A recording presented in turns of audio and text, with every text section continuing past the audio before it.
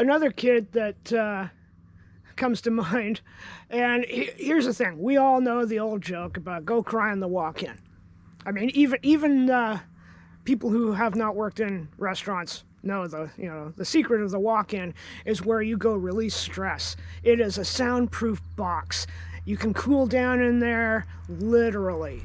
So this kid would go in there and scream.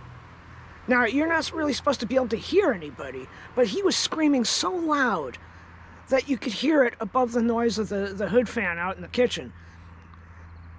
Another kid that liked to play with knives. He was constantly running around the kitchen in a panic.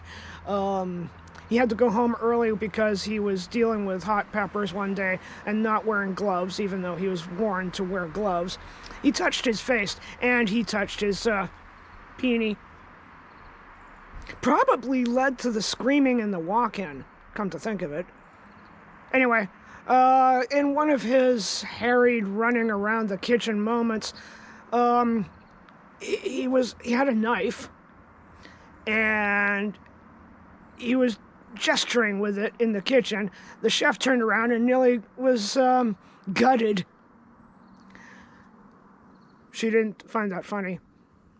And there was a meeting held a week or so later. She pulled the whole crew together, and she was a pretty cool person. She thought we were family, and she treated us like brothers and sisters, and she respected everybody from the dishwasher to the sous chef. Everybody was on an equal footing, and she would approach me with some hors d'oeuvre that she was creating for a luncheon and get my opinion on flavor profiles as I'm scrubbing pots. So when she called us all together and it was a discussion as to whether or not she should fire this kid because she was torn, he was deeply troubled, could use the work, but,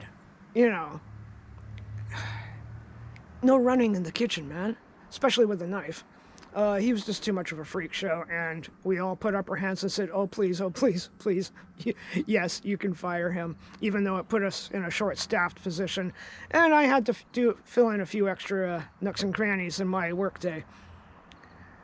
We never rehired anybody, and I got stuck with extra duties.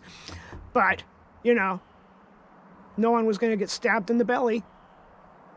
And the walk-in was much more peaceful.